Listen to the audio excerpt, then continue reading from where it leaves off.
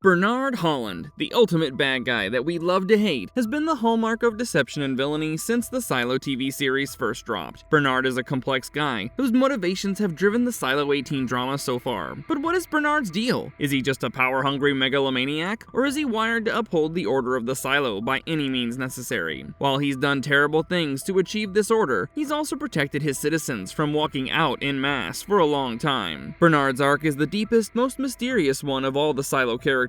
In this video, we're going to peel off his layers, exploring his whole tumultuous life and growth, and uncover if he's actually a bad guy or a man homegrown to do the founder's bidding. Real quick before we go on, if you like our content, please support us by subscribing to our channel. It's a small click for you, but it means a lot to us. Thank you.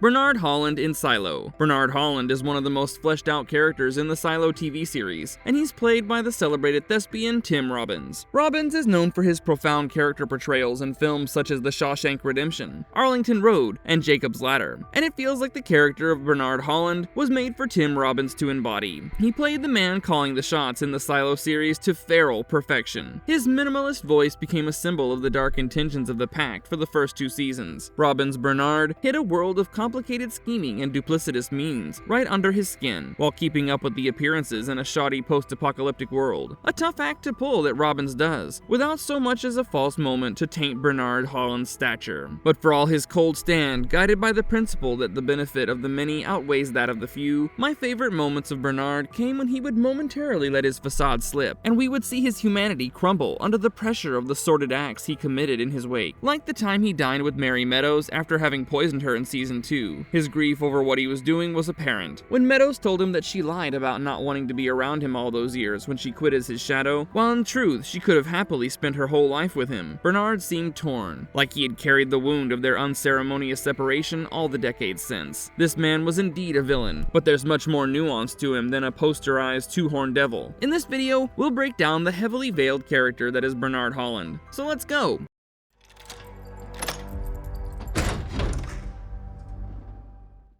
Bernard Holland's origins. Bernard is a cold-blooded creature, there's no doubt about that, if we exclude the last few episodes of Silo, where Bernard was working on quashing the rebellion like his life depended on it, which it technically did. Bernard almost never lets his emotions flare. He never says what he's thinking or lets anyone get close to him. He's always calculating the situation around him, constantly driven to preserve the established order of the Silo. But why? Did Bernard have a godfather who taught him how to be like this? Kind of like Vincent Corleone? With Michael's hand guiding his early growth in the game? The answer is yes and no. We're going a little bit into book spoiler territory here, but we'll keep it pretty short. While there's no proper mention of Bernard Holland's childhood in the TV series, the books give a sprinkle of a backstory. Bernard was named Rodney at birth, but no one remembers him as Rodney because the people's memories were erased at some point, by Rodney himself. Young Rodney was trained by Mr. Wick, a former head of IT. He was taught to conduct his work with cold objectivity, leaving personal relationships at bay, and together with Mr. Wick, Rodney took part in much violence. They aimed to reset the Silo and keep it wedged firmly within the oppressive structure the founders had laid down for them. Bernard was raised believing the Silo system was the only way for his Silo to survive, and it implied that he always had more information about the Silos than others. Now, would Bernard still be the Frosty Order Keeper if he hadn't got his education from Mr. Wick? It's a subjective question, as we can never really know, but if I were to venture a guess, I would say no. It's true that Bernard would have been the same ambitious and calculative guy, a leader, maybe even a frosty, no-holds-barred go-getter, but that ruthless, rigid leader that we see in the Silo may have never existed without his unbending belief in the Silo order. By the way, no matter how bad you think Bernard is in the Apple TV series, he's worse in the books. And even so, the book character has this ongoing ambiguity that we also see in the show. Bernard just makes you wonder, is he a work of pure evil, or is he sacrificing much as he heartlessly speeds on toward achieving a greater good?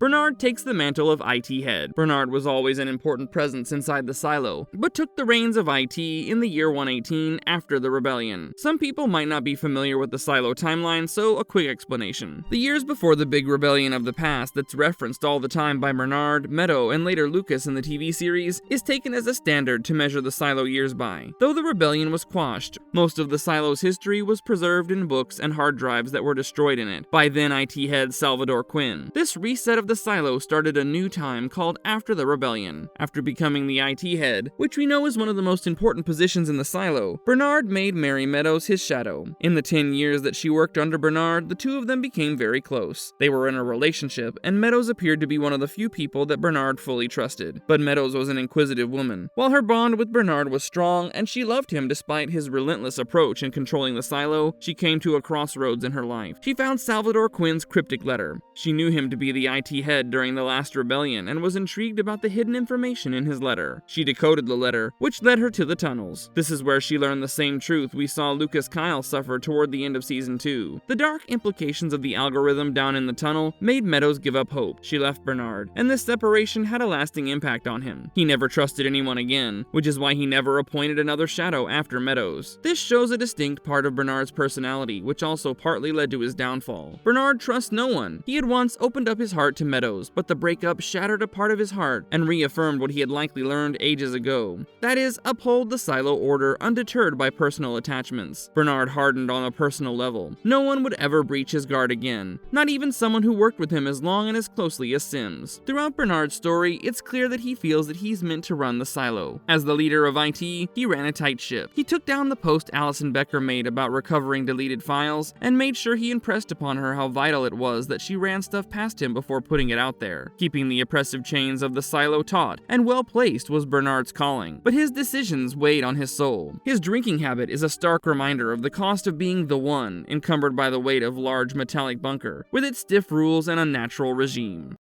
But she did save his life. We need all Raiders to 22. Bernard under Mayor Johns. Silo Season 1 starts in the year 143 after the rebellion. From the very start, Bernard's dynamic with Ruth Mayor Johns was very peculiar. The mayor wants to appoint Juliet as the new sheriff after Holston, and Bernard wants Billings to get the job. When the mayor goes to IT with a nice bottle for Bernard, he receives with cool courtesy, but impresses upon her that he's not happy with her choice for sheriff. Now, this really shows us something that remains consistent with Bernard's character throughout the series. Bernard likes to be in control of everything, all the time. This quality, combined with his resolve to maintain order, informs much of his acts throughout his life. He knows everything that's happening in the silo, thanks to the security cameras IT has planted everywhere. He's got Robert Sims, the head of security and judicial, and his minions watching every move that anyone makes from a surveillance room. He also has eyes and ears all over the silo, spies who report every little misadventure around the bunker to him. At his intro moment in the show, we already peep how smart and pragmatic Bernard is. The next time Bernard pulls up on the mayor and Deputy Marnes, when Mayor Johns informs him that she has indeed given the sheriff's job to Juliet Nichols, I just knew that Bernard was properly ticked off. Next thing we know, he has Mayor Johns poisoned and she's gone. Man, Bernard does not waste any time, does he? Later on, when Robert Sims, Juliet, Marnes, and Bernard discuss the Johns murder, with John's body lying right there, Bernard comes across as another suspect. I mean, the guy didn't look like he gave a hoot about the mayor of 40-odd years at all. He was more concerned with the news getting out into the public. At this point, many viewers would begin suspecting Bernard. I know I was.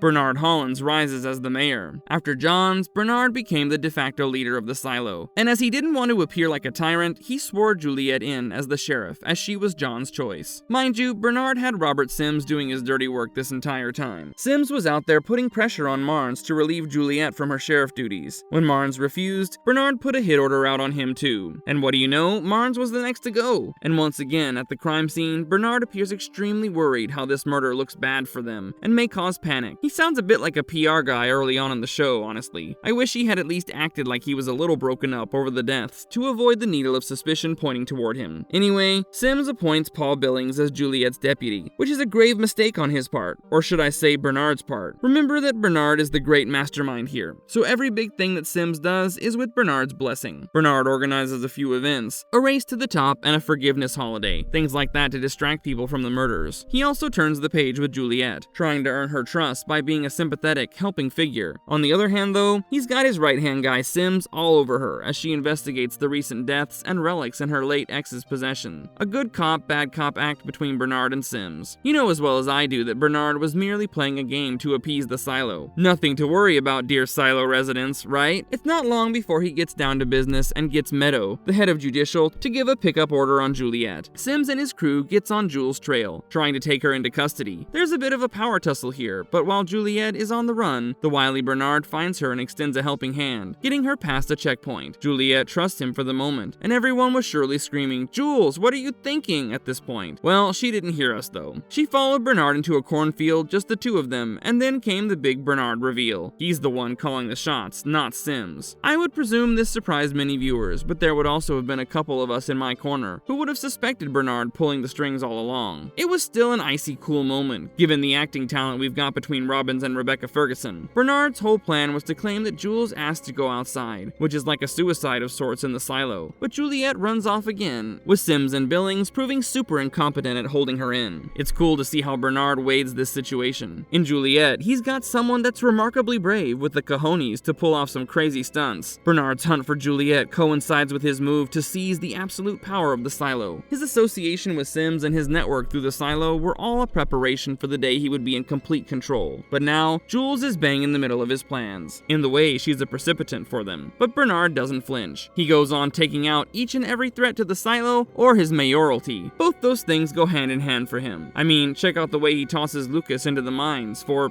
what again? Oh yeah, he knows about the hard drive. That was it. Bernard is at his steely best in season 1. So in the last episode of the first season, it's actually quite satisfying to watch Bernard totally lose it. Not once, but twice. The first time is when Juliet streams the lush outdoor picture from the visor the cleaners wear when they go outside, all over the screens in the silo. Bernard goes nuts. He screams at everyone to shut their eyes as though they were kids and an X-rated scene had popped up on screen. And all of them comply. Then he kills the network. When he finally catches Juliet, he's got his composure back somewhat. He unloads his wrath on Juliet by sentencing her to go outside and clean. But in his last chat with Juliet before she goes out to clean, he says something that tells us what he truly believes. His genuine motivation to do all that he does. He says that every person's life has value, but only so far as it is used in service to the silo. When Juliet walks out and over the hill, without so much as breaking a step, barring the tribute badge she leaves on the rock for Holston, Bernard panics again. He sprints into the vault, and it is really funny to watch him bolt away with his golden mayor embellishments, actually. But these moments kind of humanized him for me. Not to mention it was awesome to watch him get his, after he had bodied so many for his staunch beliefs.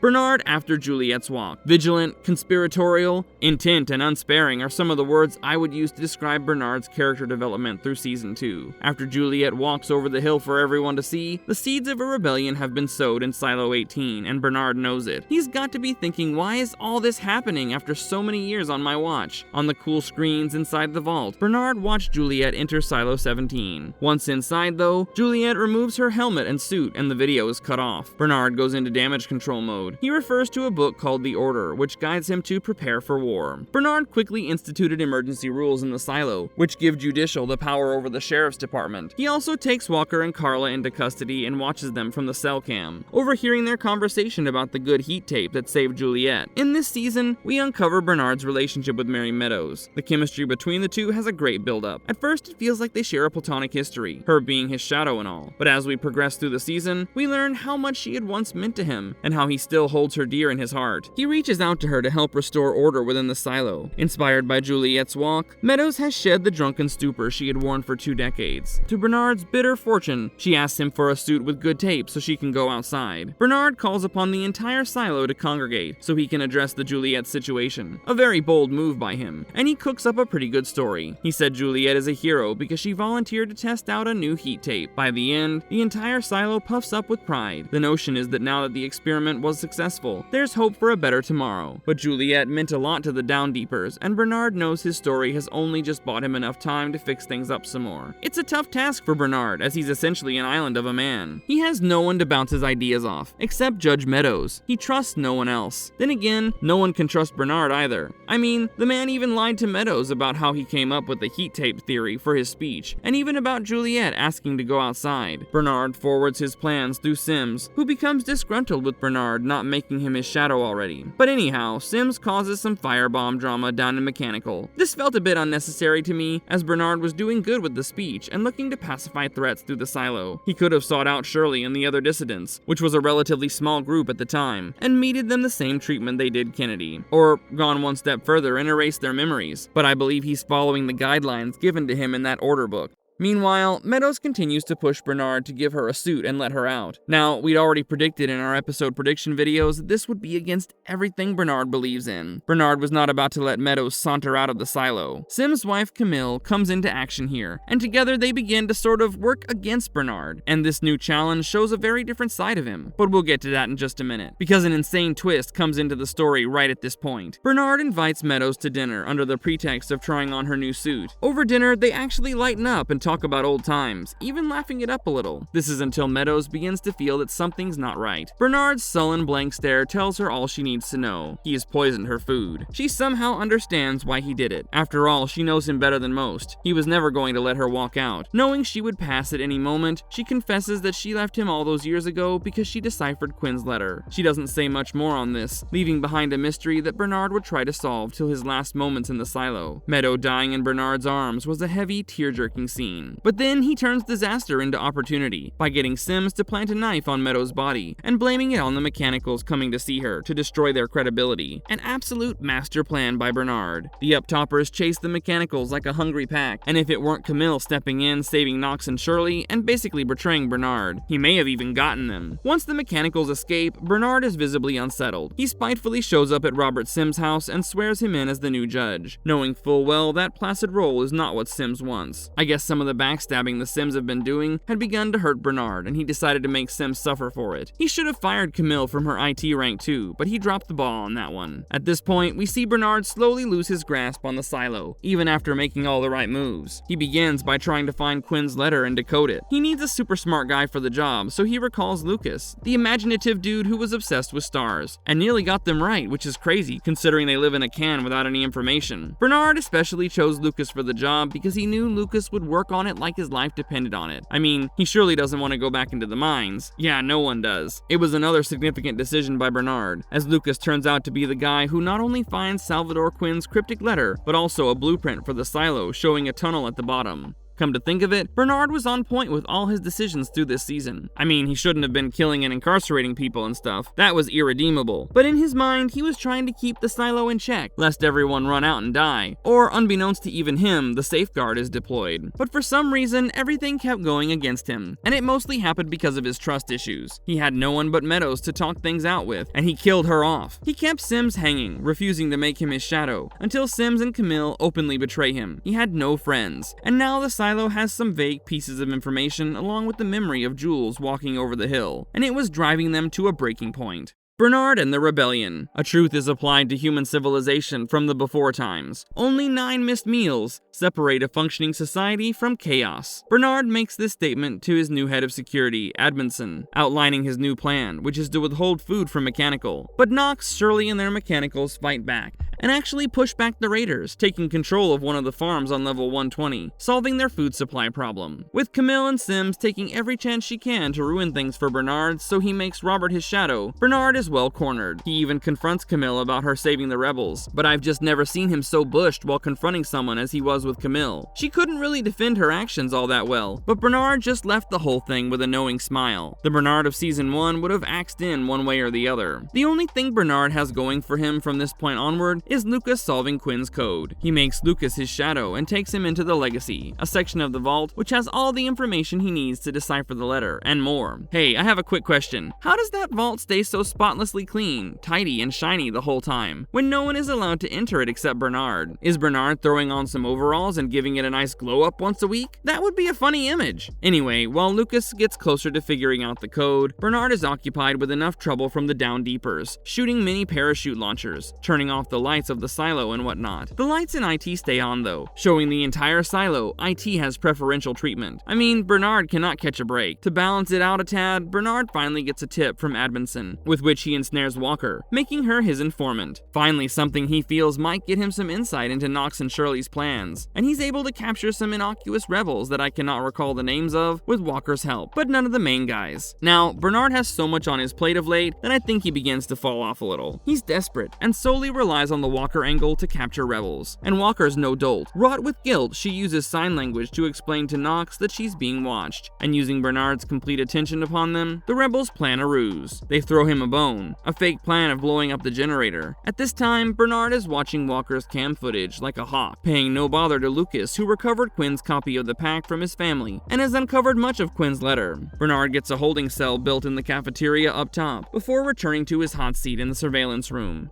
watching Walker. Knox, Shirley, Walker, Billings, Hank, and Juliet's dad, Pete Nichols, gather around to discuss how they will blow the generator by buying some time, brawling out at the barricades. Bernard thinks this is it. He sends all the raiders down to the barricades, and they quickly overpower the rebels and secure the generator. And Bernard finally has a moment to breathe. Walker, who isn't locked up, goes to see Bernard, who welcomes her in. He's much too happy, and much too smug at finally capturing Knox and his gang. But Walker reveals the ruse they'd set for him. The plan was to blow up the stairs with the raiders trapped on the floor below. The bomb goes off thanks to Pete Nichols, and the rebels win. A shocked Bernard runs out of there, only to find Lucas making for him. Lucas asks him to keep it down as the algorithm is listening. We don't hear what Lucas tells him, but whatever it is, it completely dismantles Bernard. Lucas most likely told Bernard about the safeguard, making him realize how dispensable Solo 18 was in the larger scheme of things. This hits Bernard hard. Bernard genuinely believed in the Founder's vision for the silos. Even though he was not a complete stickler for the pact, he believes in running the silo under strict control so as to keep the people from walking out. But when he learns that the Founders had basically set things up in a way that they could eradicate a full silo in the blink of an eye, his will breaks. He realizes how the silo's survival isn't the Founder's priority. His life and all the sacrifices he made for the silo mean nothing to them. Bernard walks on like a defunct robot, lifelessly handing over his authority to Robert Sims. He goes and grabs his suit and gun and heads off to the sheriff's station, where he fires a shot and tells everybody to get out. Yep, he's fallen hard this time. But then comes Juliet. She shows up over the hill for everyone to see that she's alive. But unlike everyone else, Bernard was not ecstatic to see her. He was, however, inspired. Her appearance gave him the nudge he needed to put on his suit and go outside, if only to tell her how badly and quickly she had effed up his entire life. Bernard opens the airlock and Juliet comes inside Silo 18's ramp, to Bernard pointing a gun at her. He wants to walk out and be free for a moment after having given most of his life to the silo and the order. Juliet tells him she knows about the safeguard, but does not know who's fixed the silos with it or why. Bernard says that he knows who, but no longer cares about the why. Juliet tells him that she's figured out a way to stop the safeguard, and before Bernard can react to this new information, the doors begin to close on them. Bernard tries to stop her from going into the decontamination fire, but they both end up inside it. He tells her to get down, and this is where the show breaks into a before-time flashback. So while Juliet is wearing a wet fireman suit, which will protect her from the fire, Bernard is sure to either die or be severely burnt. And we'll have to wait for season 3 to see which it is. I personally feel like he'll survive the fire in order to give Juliet the who information and then succumb to his burns. But one thing is certain, the end of the great silo villain is around the corner. Marvelous verdict. Why did Bernard think people need to be kept in the dark? To avoid panic? Yes, absolutely. But also because Bernard understood that information is power. In one of his conversations with Lucas, he says that Salvador Quinn was a hero who supported the rebellion and destroyed the books and the hard drives with the history of the silo. Bernard does not want to repeat the mistakes of the old mayors by giving too much information to the silo residents. He wanted them to stay put with what they have within the gray walls of the silo, without ever dreaming of the outside world. Unfortunately, he didn't account for human will and what it could do when so far removed from its natural state of being. Bernard was a complex antagonist who revels in his power but ultimately wishes for his silo to survive. But the question is, how many reprehensible acts can a man commit in the service of a greater good before becoming the very evil he's trying to defeat? In the end, Bernard couldn't escape his karma. We'll sign off right here, guys, but if you like this video, please give us a thumbs up and subscribe to us if you haven't already. Take it easy now.